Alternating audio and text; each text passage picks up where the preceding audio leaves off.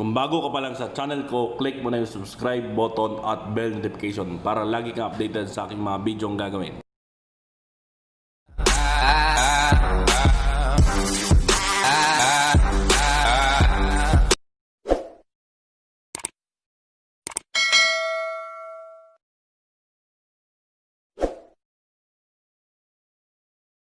Isang tagpo sa pag-uusap ng mag-ina.